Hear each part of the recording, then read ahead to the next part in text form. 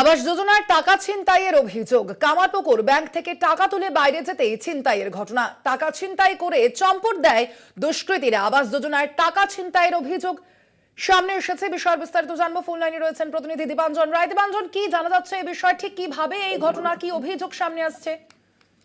দেখো, গোঘাটের যে কামারপুকুর আছে, সেই কামারপুকুরে যে বেসরকারি ব্যাংক থেকে টাকা তুলে নিয়ে বের হচ্ছিল সহদেব রায় ও তার মেয়ে রত্না রায়। যখনই ব্যাংক থেকে বের হয়, হঠাৎ করে পিছন থেকে একটি বাইকে দুইজন বাইক আরোহী আসে এবং তাদের সঙ্গে ব্যাগ নিয়ে টানাটানি শুরু করে এবং সেই ব্যাগ নিয়ে চম্পট দেয় ওই দুই দুষ্কৃতী। যদিও এলাকার সিসিটিভি ফুটেজ খতিয়ে দেখছে পুলিশ এবং তদন্ত চালাচ্ছে যে বাইক কোন দিক থেকে এসেছিল এবং কোন দিকে গেল, কারাই বা এর পিছনে রয়েছে, পুরোটাই তদন্ত করছে গোঘাট থানার পুলিশ।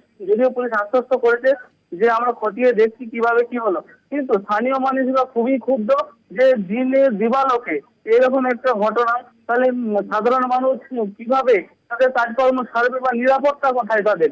কারণ এই দিবালোকে যে ঘটনাগুলি ঘটছে, এতে রীতিমতো আশঙ্কা প্রকাশ করেছে স্থানীয় মানুষরা। এই ঘটনায় কি কারোর উপর সন্দেহ প্রকাশ করা হচ্ছে? স্থানীয়রা কি বলছেন এই বিষয়ে দীপাঞ্জন? স্থানীয় মানুষরা এখনো সেই নিয়ে কিছু বলছে না, যে তারা শুধু একটাই ক্ষোভ দেখাচ্ছে যে দিবালোকে যদি এরকম হয় তো রাতের বেলায় চুরি চিন্তায় আরো বাড়তে থাকবে।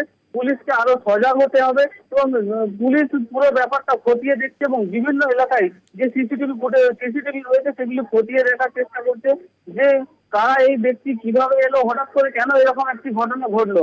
কিন্তু এই টাকা ছিনতাইয়ের কাণ্ডে এই যে সহদেব এবং তার মেয়ে রত্না পুরোপুরি আশঙ্কা প্রকাশ করছে যে তাদের এই যে সম্বলটুকু সরকার থেকে পেয়েছে প্রথম কিস্তির টাকা, তাও আবার চিন্তায় হয়ে গেল, তাহলে তারা বাড়ি কিভাবে বানাবে বা যে বাকি যে কাজকর্ম রয়েছে সেগুলোই বা করবে কি করে? ধন্যবাদ তোমায়। আমরা কথা বলছিলাম, ফোন লাইনে ছিলেন প্রতিনিধি দীপাঞ্জন রায়।